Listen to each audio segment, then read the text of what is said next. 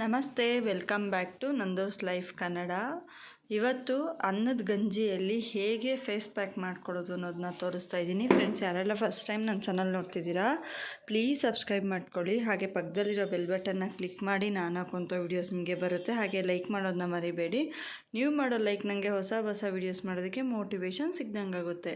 ನಮಗೆ ಅಲೋವಿರಾ ಎಲ್ಲರ ಮನೆಯಲ್ಲೂ ಸಿಗುತ್ತೆ. ಹಾಗೆ ಅನ್ನದ ಗಂಜಿ ಡೈಲಿ ನಾವು ಅನ್ನನ ಗಂಜಿ ಇಳಿಸಿ ಇದು ಮಾಡಿರ್ತೀವಲ್ವ, ಅದನ್ನು ಅನ್ನದ ಗಂಜಿನ ಫಸ್ಟು ನಾವು ತೆಗೆದು ಫ್ರಿಜ್ಜಲ್ಲಿ 4 to 5 hours ನಾವು ಇದನ್ನು ಕೂಲ್ ಮಾಡಬೇಕು.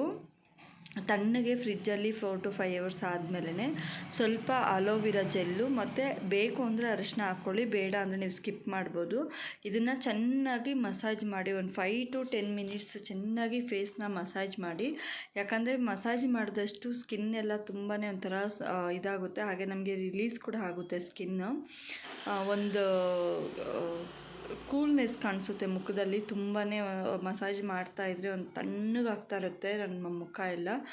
ಆ ಥರ ಚೆನ್ನಾಗಿ 10 to 15 minutes ಚೆನ್ನಾಗಿ ಅದನ್ನು ನಾವು ಉಜ್ಜಿ ಮಸಾಜ್ ಮಾಡಿದ್ರೆ ನೆಕ್ಸ್ಟ್ ಒಂದು 15 minutes ಬಿಟ್ಟು ಬಿಸಿಲಿಗೆ ಅಂದರೆ ಚೆನ್ನಾಗಿ ಮುಖ ಒಣಗಿಸಿ 15 minutes ಫೇಸ್ ವಾಶ್ ಮಾಡಿದ್ರೆ ಅಷ್ಟು ಚೆನ್ನಾಗಿರುತ್ತೆ. ನೀವು ಇನ್ಯಾವ ಫೇಸ್ ಪ್ಯಾಕು ಏನು ಬೇಡ ನಿಮಗೆ.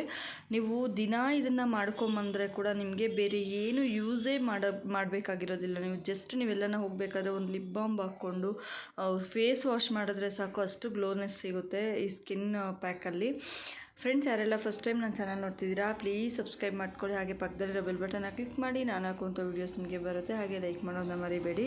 ಈಗ ನೋಡಿ, ಫೇಸ್ ನಂದು ಒಣಗಿದೆ. ಈಗ ವಾಶ್ ಮಾಡ್ಕೊಂಬಂದಿದ್ದೀನಿ, ಅಷ್ಟು ಗ್ಲೋನೆಸ್ ಕಾಣಿಸ್ತಾ ಇದೆ. ಹಾಗೆ ನೆಕ್ಸ್ಟ್ 3 days ಆದಮೇಲೆ ಇನ್ನೂ ಗ್ಲೋನೆಸ್ ಕಾಣಿಸುತ್ತೆ ಫೇಸು. ಹಾಗೆ thank you so much. Bye bye.